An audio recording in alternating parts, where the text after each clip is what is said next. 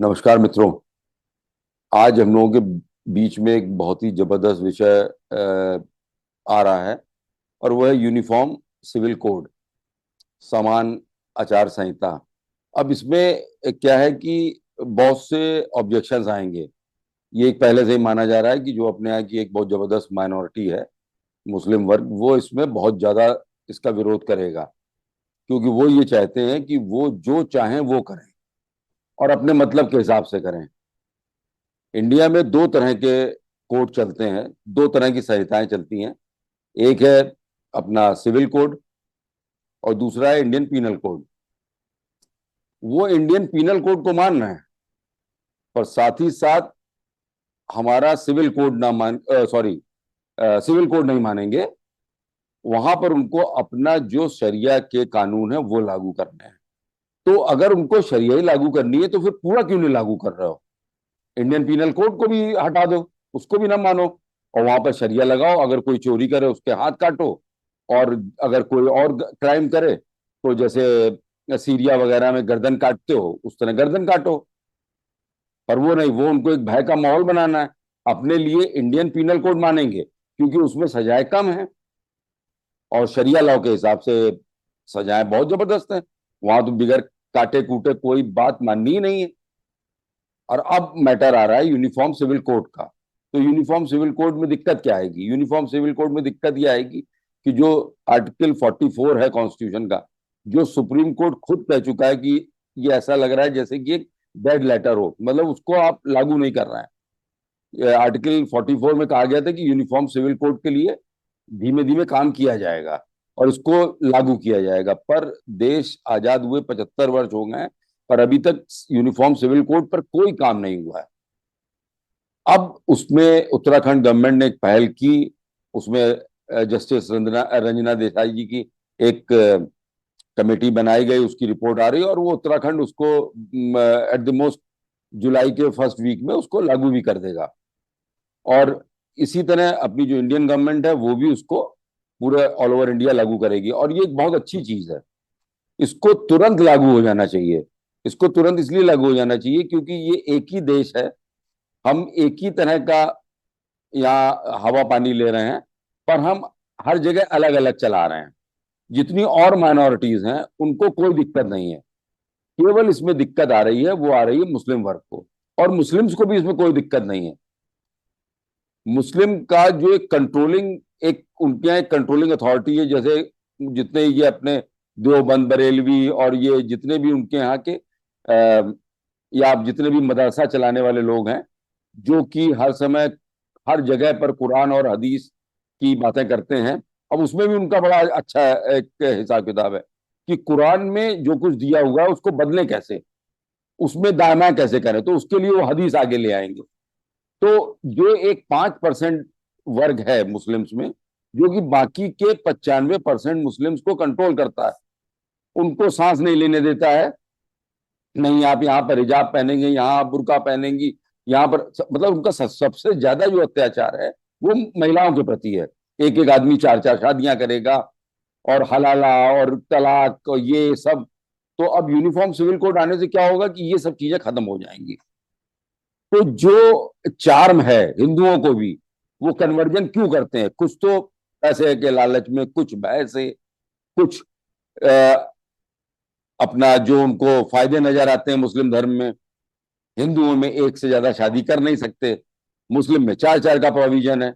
यहां तक कि उसमें जब अपने यहाँ के बहुत ही फेमस एक्टर धर्मेंद्र, उनको शादी करनी थी हेमा मालिनी जी से, और वो अपनी पहली पत्नी को डाइवोर्स भी नहीं देना चाहते थे, तो उन्होंने रातों रात अपने आप को कन्वर्ट किया मुस्लिम में। हेमा मालिनी ने रातों रात अपने आप को कन्वर्ट किया मुस्लिम में, और वो साहब उन्होंने दूसरा निकाह अपना पढ़वा लिया।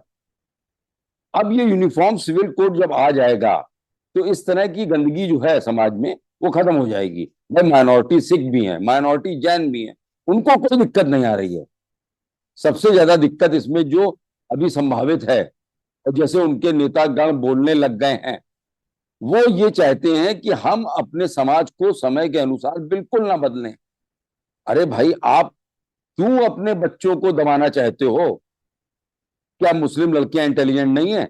क्या मुस्लिम लड़के इंटेलिजेंट नहीं है? आप उनको क्यों मदरसे में पढ़ा के दीनी तालीम देना चाहते हैं? उनको क्यों नहीं आप उनको मेन स्ट्रीम में आने देना चाहते हैं?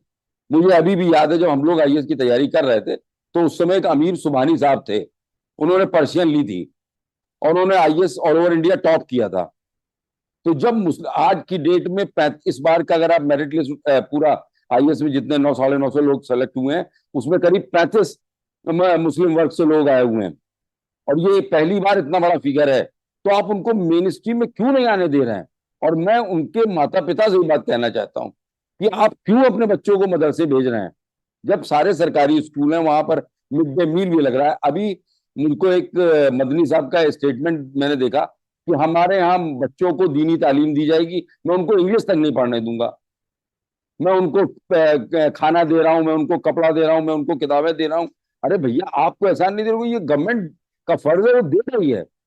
राइट टू एजुकेशन में ये हर बच्चे को मिल रहा है, और बच्चे में कोई डिफरेंस नहीं हो रहा है, चाहे वो हिंदू बच्चे हो चाहे वो मुस्लिम बच्चे हो। तो आप उनको सरकारी स्कूलों में भेज सकते हैं, वहां मिड डे मील मिल रहा है, सारी किताबें फ्री मिल रही है, यूनिफॉर्म फ्री मिल रही है। तो ये पेरेंट्स को सोचने वाली बात है कि जब पढ़े लिखे मुस्लिम्स और पैसे वाले मुस्लिम्स अपने बच्चों को कॉन्वेंट और अच्छी अच्छी जगहों में तालीम दे रहे हैं, विदेशों में तालीम दिलवा रहे हैं, तो आप अपने बच्चों को क्यों मदरसा एजुकेशन में फंसे हुए हैं, जबकि इंडिया में पैरेलल गवर्नमेंट का सिस्टम चल रहा है?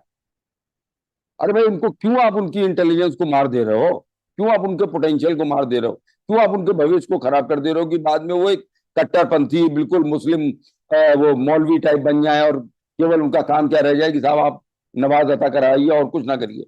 मैं ये चाहता हूं कि अपना एक जितनी भी ग्रोथ है वो सारे वर्गों की एक समान हो। तो यूनिफॉर्म सिविल कोड में जो भी गंदगियां खत्म होंगी, उनमें ये जो इस तरह के शादी और आपका गोद लेना और जितनी तरह के भी सामाजिक पहलू हैं, भाई आप इंडियन पिनल कोड मान चुके हो, तो आप हमारा सिविल कोड क्यों नहीं मान रहे हो? तो यूनिफॉर्म सिविल कोड आने से देश में एक समानता आ जाएगी, और जो ये अलग अलग चल रहे पैटर्न वो खत्म हो जाएंगे। प्लस जो एक इस समय बहुत बड़ी समस्या चल रही है कन्वर्जन की, जैसे कि कर्नाटक में गवर्नमेंट जैसे ही कांग्रेस की आई, उन्होंने सबसे पहला काम जो किया है वो ये किया है कि बीजेपी के टाइम का जो एंटी कन्वर्जन लॉ था उसको उन्होंने खत्म कर दिया। भाई, इसकी क्या जरूरत थी? कौन सा ही हमारा ऐसा जरूरी चीज है, कौन सी मेरी रोटी पानी बंद हो जा रही है कि नहीं साहब सबसे पहले मैं कन्वर्जन को अलाउ करूंगा? कन्वर्जन को इसलिए अलाउ कर रहे हैं क्योंकि उनको जो वोट मिले हैं वो मिले हैं इस बात पर कि आप एक तरह से आधा शरिया लॉ लगाएंगे। कांग्रेस का हाल ये है कि वो जीती है मुस्लिम वोट से। हिंदू तो वोट वाले दिन, जिस दिन हमारा मतदान होता है, अपने यहाँ का करीब 30-40% जो हिंदू वर्ग है वो तो घर पे छुट्टी मनाता है, उसको किसी चीज से मतलब नहीं रहता है, वो मतदान करने जाता नहीं है। मुस्लिम्स एकजुट होकर मतदान करते हैं। तो कांग्रेस जो कर्नाटक में जीती है वो इसी बात पे जीती है कि उन्होंने मुस्लिम्स ने उनको एक साथ वोट दे दिया, और कुछ अपने आके सेकुलर हिंदू जिनको कि बीजेपी की पॉलिसी पसंद नहीं थी, उनको करप्शन पसंद नहीं था।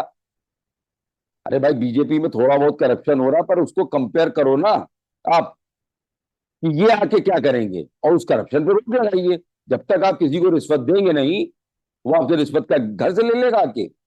अपना बस फेवरेबल माहौल बनाने के लिए रिश्वत भी देनी पड़ जाए तो भी हम दे दें, और बाद में चिल्लाने लगे गवर्नमेंट करप्ट है, गवर्नमेंट करप्ट है। अरे सबसे पहले आप करप्ट हो, आप क्यों देते हो रिश्वत? मत दो आप रिश्वत, मत हो जाने, मत होने दो अपना काम।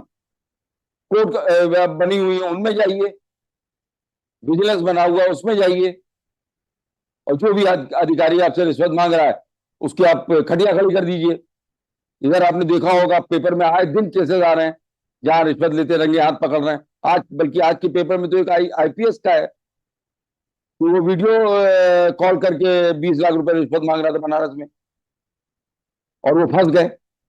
तो ये सब डेटरेंट का काम करेंगे, ये सब भय का माहौल पैदा करेंगे। जब 2-4 अफसर इस तरह पकड़े जाएंगे ना आए दिन, तो फिर वो रिश्वत मांगने का काम खत्म हो जाएगा। 2000 का नोट भी बंद हो गया है, और मैं तो ये अपील करूंगा मोदी जी से कि आप 500 रुपए का नोट भी बंद कर दीजिए, उसके बाद मांगो आप 50,000 रिश्वत, तब वो 100-100 की गड्डियां जाएंगी पूरा थैला भर के। अब कोई लेके दिखा दे, या ऑनलाइन रिश्वत लेके दिखा दे। तो पॉइंट यहाँ ये है कि हम लोग इतनी जल्दी चिल्लाने और रोने क्यों लगते हैं? अपना जो राइट है और अपनी जो ड्यूटी है उसको पूरा क्यों नहीं कर रहे हैं? तो मेरा केवल यहाँ पर कहना ये है कि सारा जो अपने देश के नागरिक हैं, इवन मुस्लिम्स में, जो अपने बच्चों को कॉन्वेंट में पढ़ा रहे हैं, जो ये नहीं चाहते हैं कि जब वो अपनी बेटी की शादी करें तो वो जो उसका शौहर हो या जो उनका दामाद हो वो एक और लड़की से शादी कर ले। मैंने जाने कितने मुस्लिम लोगों से बातचीत की, वो कोई ये पसंद नहीं करते हैं। वो कहते हैं ना मैंने खुद कभी दूसरी शादी की, ना मैं ये पसंद करूंगा। तो इसलिए वो लोग खुद यूनिफॉर्म सिविल कोड को मानते हैं। और एक अगर अपने आप भय की क्रोनोलॉजी देखें आप, तो क्या है कि जो 5% कट्टर मुसलमान हैं जो ये चाहते हैं शरिया लागू रहे। अब शरिया लागू रहेगी तो मौलवी मौलानाओं का इंपॉर्टेंस कायम रहेगी। तो ये जो 5% मौलवी मौलानाओं का जो ये वर्ग है, वो 95% मुस्लिमों को भयभीत किए हुए है। और जो 95% मुस्लिम्स हैं वो, और ये 5% मुस्लिम मिलकर जो 100% मुस्लिम है, वो 100% हिंदू, 100% सिख, 100% ईसाई, इनको भयभीत किए हुए। क्यों? क्योंकि इनके पास सरतन से जुदा, अभी हिमाचल प्रदेश में चंबा जैसा एक बहुत ही शांति प्रिय इलाका, वहां पर एक लड़के को इन्होंने काट डाला क्योंकि उसने मुस्लिम लड़की से शादी करने की कोशिश की। तो अपने यहाँ इनको बर्दाश्त नहीं है, उसके 7-8 टुकड़े करके बोरी में बंद करके उसको नाले में फेंक दिया।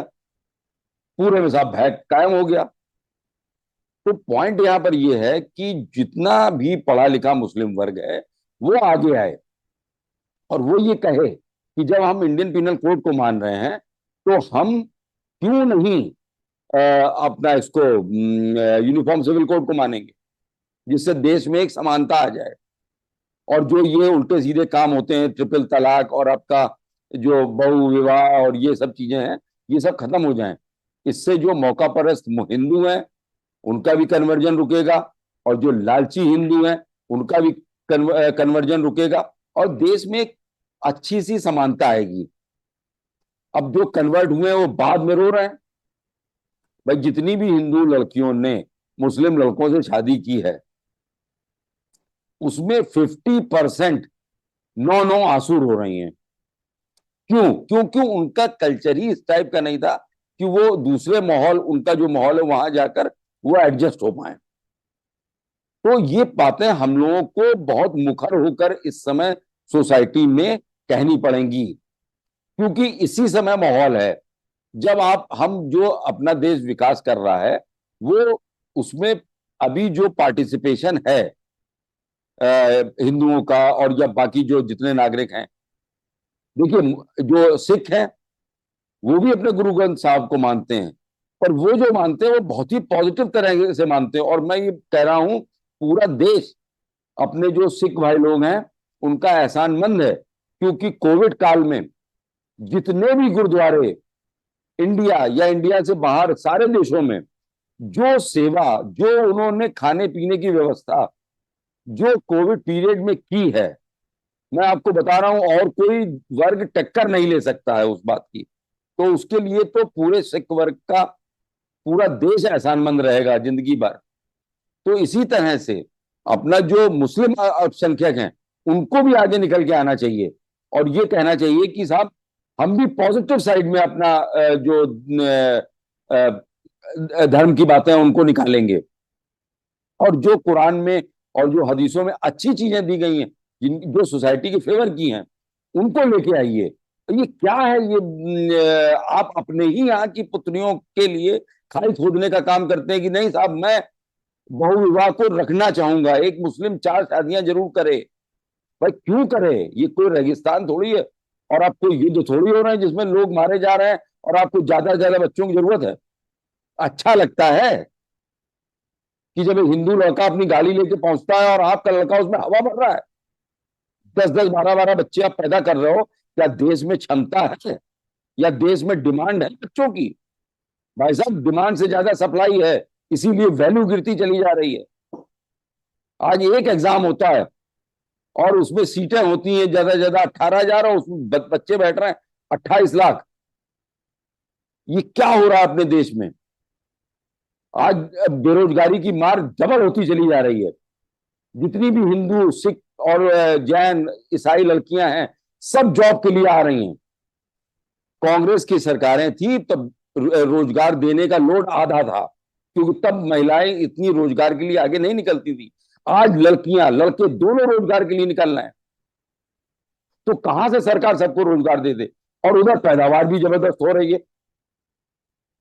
तो भैया ये सोचना पड़ेगा, आप फैमिली को सोचना पड़ेगा, फिर एज देखनी पड़ेगी। जीवन 70-80 साल का है, अब तो 70-80 साल का भी नहीं है, 50-60 साल का मानिए प्रोडक्टिव पीरियड। आपने 10-12 बच्चे कर लिए और आपने जिंदगी भर डिमांड सप्लाई में, घर में जितनी डिमांड है उतनी सप्लाई नहीं, क्योंकि हमने ज्यादा बच्चे दे दिए, ज्यादा सप्लाई कर दी, उतनी देश को, उतने नौजवानों की जरूरत नहीं थी, उतना रोजगार नहीं था। तो ये सारी चीजें जो है, अब मैं तो एक अपील और करूंगा कि ये जो यूनिफॉर्म सिविल कोड है ये लागू हो, और उसके तुरंत बाद पॉपुलेशन कंट्रोल के भी कोई बिल आए, क्योंकि अपने देश के लोग ऐसे समझने वाले नहीं है। वो अपना ये 50-60 साल का पीरियड स्ट्रगल करते बिता देना चाहते हैं। एक फैमिली जिसमें 8-10 बच्चे हैं आज की डेट में, तो वो ये मान लीजिए कि वो पूरी फैमिली स्ट्रगल करेगी। वहां मौलवी मौलाना स्ट्रगल करने नहीं आएंगे।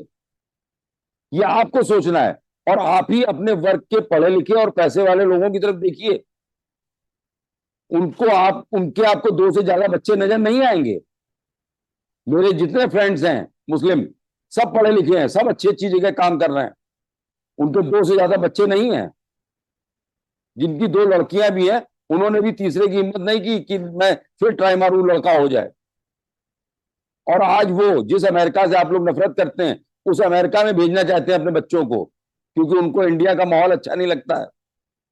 जैसे नसीरुद्दीन शाह को बहुत इंडिया में डर लगता है ना, आमिर खान को बहुत इंडिया में डर लग रहा था, उसी तरह उनको भी लगता है, जबकि ऐसा यहाँ कुछ है नहीं। तो ये सारे मुद्दे हैं। मैं ये आपसे फिर बार बार रिक्वेस्ट कर रहा हूँ, बार बार गुजारिश कर रहा हूँ अपने सभी लोगों से, अपने हिंदू भाई, हिंदू बहन, मुस्लिम भाई, मुस्लिम बहन, और जितनी माइनॉरिटीज हैं, मैं सबसे ये रिक्वेस्ट कर रहा हूँ कि काइंडली इस पे चर्चा कीजिए। मैं एक जो देश बनता है ना, वो छोटी छोटी इकाइयों से बनता है, तो और एक एक फैमिली, एक एक इकाई है। मैं ये चाहता हूँ कि ये मुहिम अपने नीचे से शुरू हो, ग्रास रूट लेवल से शुरू हो, हर एक परिवार से शुरू हो, कि आप अपना फैमिली बजट देखें, whether you afford 2 or 3 children और ओनली सिंगल चिल्ड्रन, चाहे वो मुस्लिम हो, चाहे वो हिंदू हो, चाहे वो सिख हो, चाहे कोई भी हो। तो काइंडली मेरी बातों को जरा थोड़ा सा मानिए। मेरी बात आप सुन रहे हैं, उनको थोड़ा समझिए, उन पर थोड़ा विचार करिए, मंथन कीजिए, जिससे कि अपने देश में एक समान रूप से विकास हो सके और कोई भी ऐसा वर्ग ना रह जाए जो कि थोड़ा सा भी कमजोर रह जाए।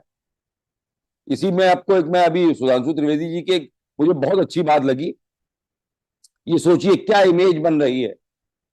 वो ये बोल रहे थे कि अभी कहीं पर भीड़ हो और वहां पर एक हिंदू साधु आए और वो बोले बम बम, तो आवाज आएगी बम बम भोले। अगर वो साधु महाराज बोलेंगे बम बम, तो पब्लिक से आवाज आएगी भोले।